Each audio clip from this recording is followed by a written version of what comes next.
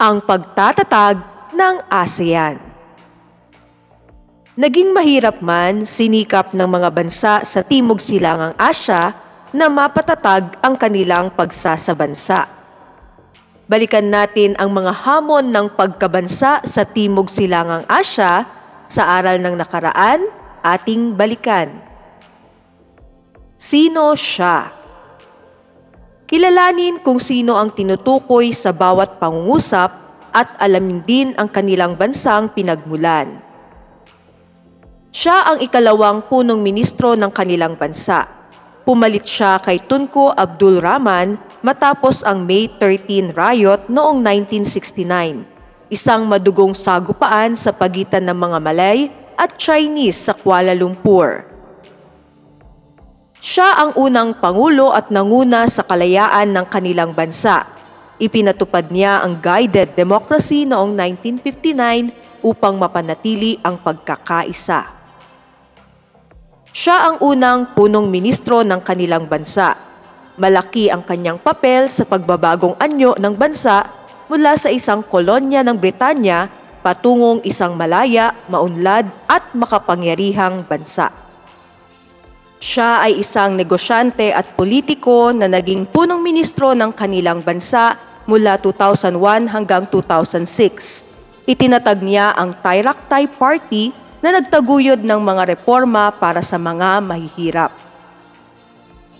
Siya ay kilala sa kanyang mahabang taong pamumuno, pati na rin sa kanyang deklarasyon ng martial law noong 1972. Tun Abdul Razak, Sukarno, Lee Kuan Yew, Thaksin Shinawatra, Ferdinand Marcos Sr. Mula sa Malaysia, si Tun Abdul Razak, si Sukarno ay mula sa bansang Indonesia, si Lee Kuan Yew ay mula sa bansang Singapore, si Thaksin Shinawatra ay mula sa Thailand, at si Ferdinand Marcos Sr. ay mula sa Pilipinas.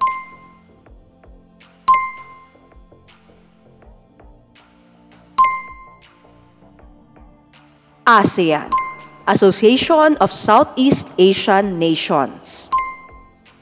Mahalaga ang ugnayan sa bawat bansa sa Timog Silangang Asya upang mapabilis ang pag-unlad ng ekonomiya, lipunan at kultura, gayon din ang pagpapanatili ng kapayapaan sa rehiyon. Ito ang nagbigay daan sa pagkakatatag ng ASEAN o Association of Southeast Asian Nations. Pagtatatag ng ASEAN.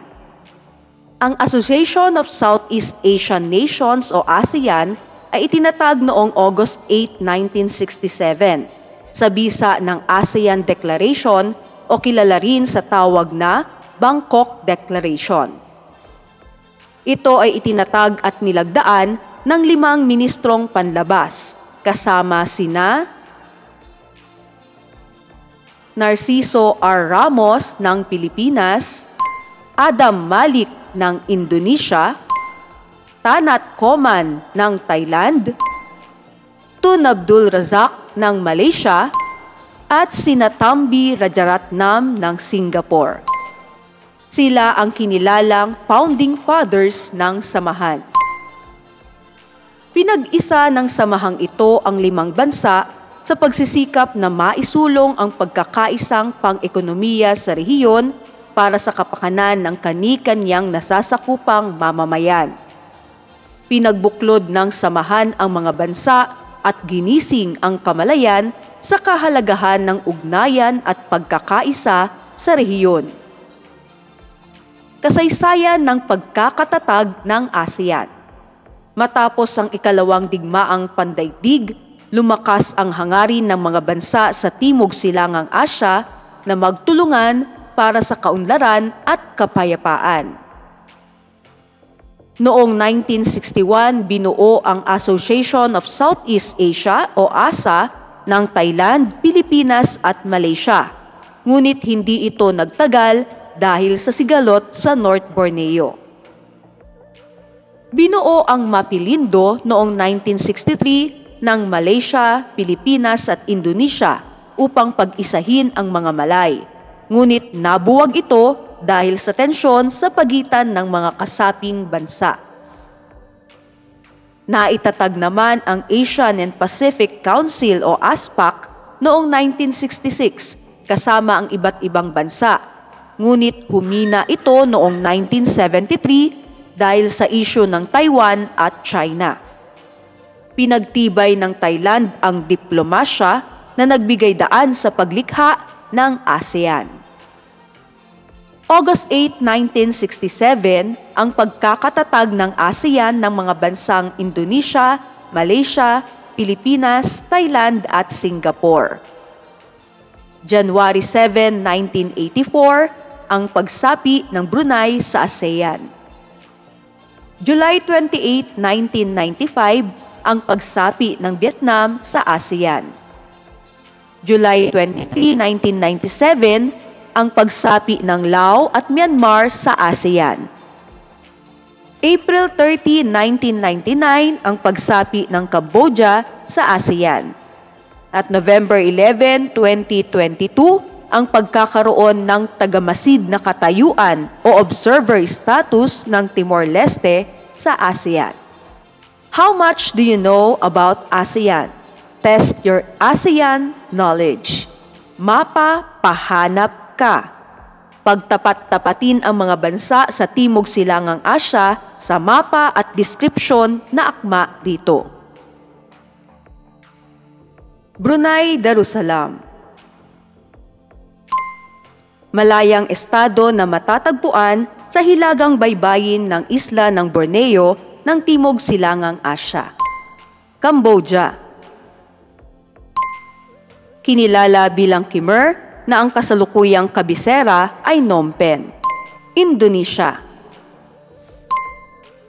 Pinangunahan ni Joko Widodo ang bansang ito na siyang ikapitong presidente ng bansa simula noong nanumpa noong 2014. Laos. Isang bansang landlocked na nasa gitna ng Indo-Chinese Peninsula. Malaysia. Matatagpuan sa bansa na ito ang Petronas Twin Tower na isa sa mga pinakamataas na arkitektural na disenyo sa mundo. Myanmar. Kilala sa pangalang Burma na minsang sumailalim sa kolonya ng mga Briton. Pilipinas. Kinilala ang matagumpay na EDSA People Power Revolution noong 1986 sa pagpapatalsik ng diktadoryang Marcos. Singapore. Isang maunlad na bansa na kung saan tanyag ang Merlion na nangangahulugang Sea Town. Thailand. Isang Buddhist na bansa na may malaking impluwensya ni Buddha at ng mga bansang Laos at Cambodia. Vietnam. Isa sa mga bansang sinakop ng mga Pranses na may kabiserang Hanoi. Sino sila? The founding fathers of ASEAN.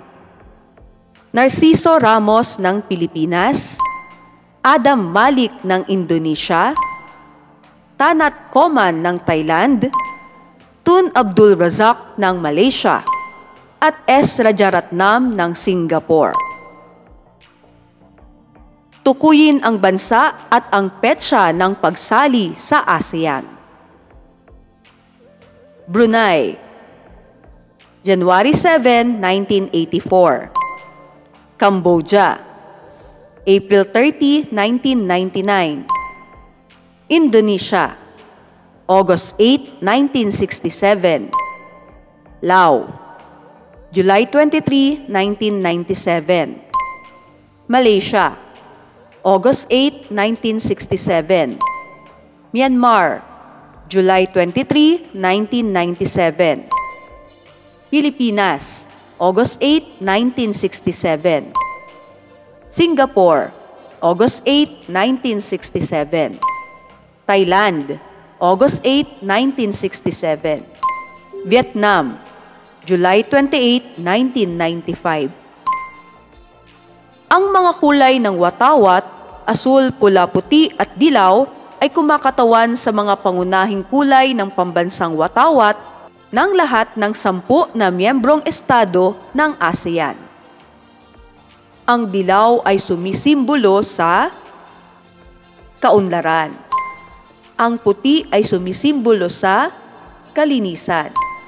Ang asul ay sumisimbolo sa kapayapaan at katatagan. Ang pula ay sumisimbolo sa tapang at kasiglahan. Ang blue background sa ASEAN flag ay sumisimbolo sa kapayapaan. Ang mga uhay ng palay ay kumakatawan sa pangarap ng mga tagapagtatag ng ASEAN na binubuo ng lahat ng mga bansa sa Timog Silangang Asya na pinag-iisa ng pagkakaibigan at pagsasamahan. Ang bilog ay kumakatawan sa pagkakaisa ng ASEAN. Suri, simbolo. Iguhit ng maayos ang opisyal na sagisag o emblem ng ASEAN sa papel. Kulayan ito gamit ang tamang kulay batay sa opisyal na disenyo. Sa ibaba ng guhit, isulat ang maikling paliwanag kung ano ang kahulugan ng sagisag ng ASEAN at paano ito nagpapakita ng pagkakaisa ng mga bansang kasapi. Ano naman ang ibig sabihin ng One Vision, One Identity, One Community sa ASEAN motto? Bukod sa ASEAN motto, isa pang mahalagang simbolo ng ASEAN ang ASEAN Anthem na The ASEAN Way. Ito ay sumasalamin sa pagkakaisa, kapayapaan at kooperasyon ng mga bansang kasapi. Ipinapahayag nito ang sama-samang hangarin ng ASEAN tungo sa mas matatag at mas maunlad na rehiyon. Everybody sing. The ASEAN Way.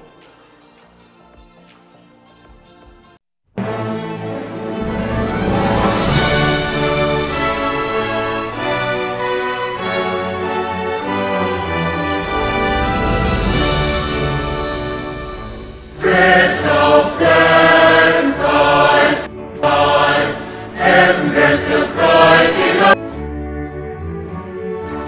ASEAN be above us, looking down through the voice shall go from the very stars and to us.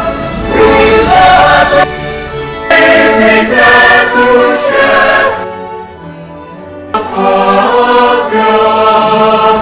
We shall today to share for this time.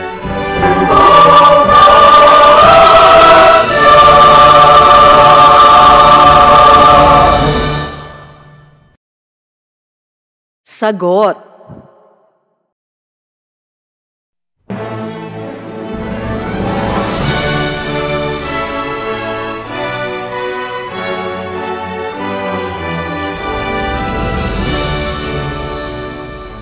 Rest of flag, thy sky high, endless the bright in the heart. ASEAN be above as one, looking down through the world. For peace shall go from the very stars and prosperity to us. We shall today make that to share together for ASEAN. We shall today make that to share for this the rainbow of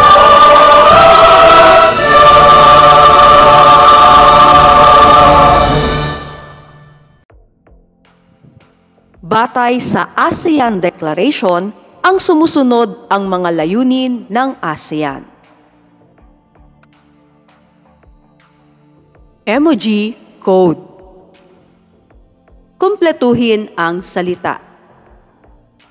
Mga layunin ng ASEAN.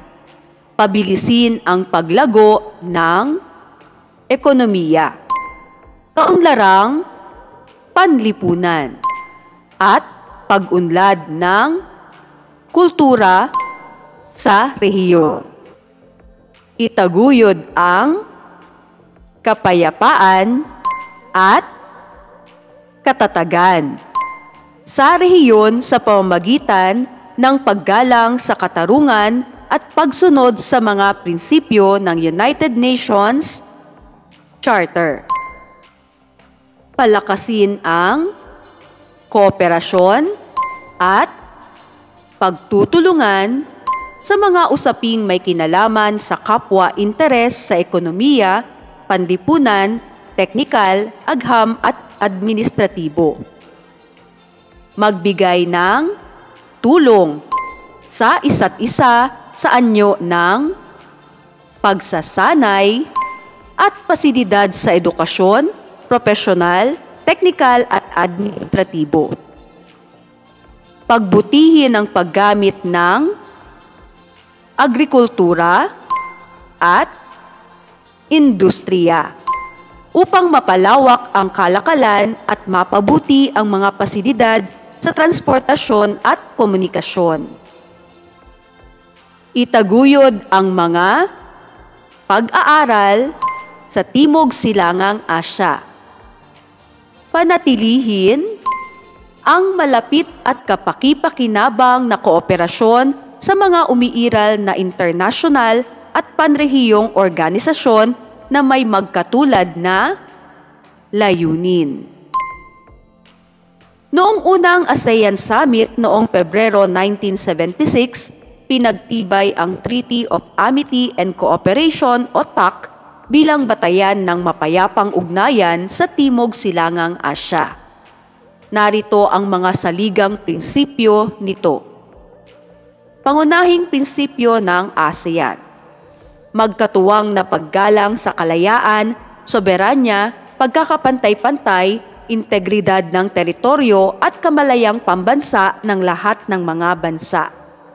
Karapatan ng lahat ng estado na pamunuan ng pambansang pag-iral o existence na malaya sa panlabas na panghihimasok, pagpapabagsak ng pamahalaan o subversion o panunupil o coercion.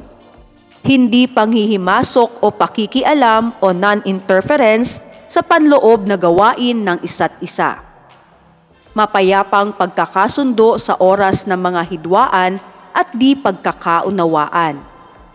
Pagtuligsa sa paggamit ng pananakot at dahas laban sa isa't isa at epektibong kooperasyon ng bawat kasapi.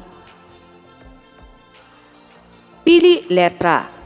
Ano ang tawag sa deklarasyon na nilagdaan ng 5 punong ministro ng Indonesia, Pilipinas, Malaysia, Singapore at Thailand? Bangkok Declaration. Alin sa sumusunod na bansa ang hindi kasapi sa ASEAN? Sri Lanka. Ito ay isang kapisanang binubuo ng mga bansa sa Timog Silangang Asya na itinatag noong Agosto 8, 1967. Association of Southeast Asian Nations o ASEAN. Alin sa sumusunod na pahayag ang nagpapakita ng pagtupad sa layunin na isinasaad sa ASEAN ng mga bansang kasapi nito? Pinapaunlad ang pangkabuhayang kalagayan ng bawat bansa sa ASEAN. Paano nagagampanan ng ASEAN ang layuning paunlarin ang ekonomiya ng bawat bansang kasapi? Kasunduan sa pagitan ng kasaping bansa sa pagpapaunlad ng hanap buhay. Noong Disyembre 15, 2008, ipinatupad ang ASEAN Charter sa Jakarta, Indonesia, na nagbigay ng legal at institusyonal na balangkas para sa ASEAN. Itinatag nito ang mga prinsipyo ng samahan tulad ng di panghihimasok, demokrasya, batas at paggalang sa kalayaan, pati na rin ang estruktura at tungkulin ng ASEAN. Estruktura ng ASEAN. Ang ASEAN Summit ang pinakamataas na kapulungan ng samahan. Ito ang gumagawa ng mga patakaran ng samahan na nagpupulong 2 beses sa isang taon. Ang kapulungang ito ay binubuo ng mga pangulo ng bawat bansang kasapi. Ang ASEAN Coordinating Council, pinamumunuan ng mga ministrong panlabas, ay nagpupulong 2 beses taon-taon upang ipatupad ang mga kasunduan ng ASEAN Summit, pangasiwaan ng ASEAN Secretariat at ayusin ang ugnayan ng ASEAN sa ibang bansa. Batay sa ASEAN Charter, tungkulin ng ACC ang sumusunod. Ihanda ang mga pagpupulong ng ASEAN Summit. Tiyakin ang pagpapatupad ng mga kasunduan at desisyon ng ASEAN Summit. Makipag-ugnayan sa 3 ASEAN Community Councils upang mapabuti ang koordinasyon at kooperasyon. Makipag-ugnayan sa pagbuo ng mga ulat ng ASEAN Community Council sa ASEAN Summit. Isaalang-alang ang taunang ulat ng ASEAN Secretary General tungkol sa mga gawain ng ASEAN. Isaalang-alang ang taunang ulat ng ASEAN Secretary General tungkol sa mga tungkulin at operasyon ng ASEAN Secretariat at iba pang kaugnay na kinatawan. Aprubahan ang paghirang at pagwawakas ng panunungkulan ng Deputy Secretaries General sa rekomendasyon ng Secretary General. Gampanan ng iba pang tungkuling itinakda sa ASEAN Charter o inaatas ng ASEAN Summit. Ang ASEAN Community Councils o ASEAN Pillars ay binubuo ng ASEAN Political Security Community Council na naglalayong tiyakin ang panrehiyonal na kapayapaan at isang demokratiko, nagkakaunawaan o harmonious at makatarungang kapaligiran. ASEAN Economic Community Council na naglalayong pagbuklurin sa iisang pamilihan at tagagawa ng mga produkto o product base ang ASEAN na higit ang kalidad o highly competitive at may katatagang ekonomiko o economic stability, ngunit ganap na nakapaloob sa ekonomiya ng mundo. At ASEAN Socio-Cultural Community Council na naglalayong marating ang labis na pag-unlad ng mga mamamayan ng ASEAN sa marami at iba't ibang larangang panlipunan at kultural. Taon-taon umiikot ang ASEAN Chairmanship ayon sa alpabetikong pagkakasunod ng pangalan ng mga bansang kasapi sa Ingles. Ang bansang may tungkulin bilang tagapangulo ay nangangasiwa sa ASEAN Summit, Coordinating Council, Community Councils at iba pang kaugnay na sektor. Ang ASEAN Secretariat na matatagpuan sa Jakarta, Indonesia ay nangangasiwa sa pang-araw-araw na gawain ng ASEAN sa pamumuno ng ASEAN Secretary General na hinirang ng ASEAN Summit para sa isang 5 taong termino.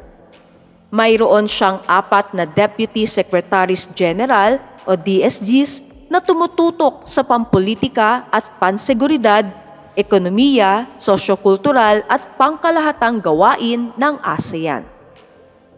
Pili letra. Alin sa sumusunod ang pinakamataas na kapulungan ng ASEAN? ASEAN Summit. Alin sa sumusunod ang nagpapasya ng mga pamantayan at tuntunin para sa pakikipag-ugnayan ng ASEAN sa ibang bansa sa daigdig? ASEAN Coordinating Council. Alin sa sumusunod ang sumusuporta sa pang-araw-araw na gawain ng ASEAN? ASEAN Secretariat. Saan matatagpuan ang punong tanggapan ng ASEAN? Sa Jakarta. Alin sa sumusunod ang hindi kabilang sa 3 haligi ng ASEAN? ASEAN Information Community.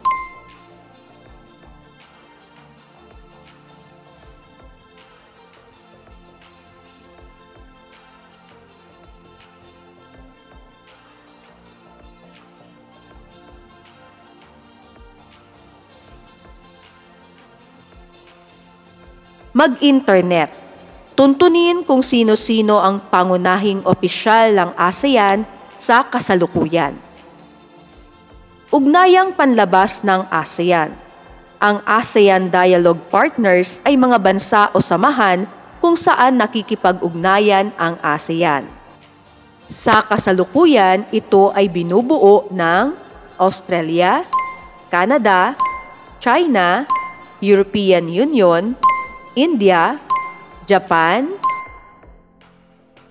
New Zealand, Republic of Korea, Russian Federation, United Kingdom, United States.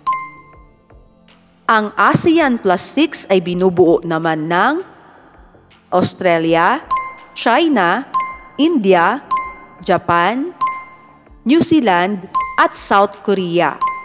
Ang ASEAN Plus 3 ay binubuo ng China, Japan at South Korea. Ang ASEAN Regional Forum o ARF ay isang pagtitipon kung saan nakikipag-ugnayan ang ASEAN sa mga bansang hindi kasapi ng ASEAN sa usaping pampolitika at seguridad. Ito ay nabuo noong Enero 28, 1992 sa pamamagitan ng Singapore Declaration sa ASEAN Summit. Ang ARF ay binubuo ng mga kasaping bansa ng ASEAN, ASEAN Dialogue Partners at isang ASEAN Member Observer o tagamasid na bansa. Pili letra. Alin sa sumusunod ang hindi kabilang sa ASEAN Plus 3? India. Ano ang tawag sa mga bansa kung saan nakikipag-ugnayan ang ASEAN? Dialogue Partners. Ang ASEAN ay binibigyang inspirasyon at pinag-isa sa ilalim ng isang adhikain. Ano ang motto ng ASEAN? One vision, one identity, one community. Alin sa sumusunod ang hindi kabilang sa mga dialogue partners ng ASEAN? Brazil. Alin sa sumusunod ang pagtitipon kung saan nakikipag-ugnayan ang ASEAN sa mga bansang hindi kasapi ng ASEAN sa usaping pampolitika at seguridad na nabuo noong 1992? ASEAN Regional Forum. What we have decided today is only a small beginning of what we hope will be a long and continuous sequence of accomplishments of which we ourselves, those who will join us later, and the generations to come can be proud. Mula kay Dr. Tanat Koman, Minister of Foreign Affairs of Thailand noong August 8, 1967.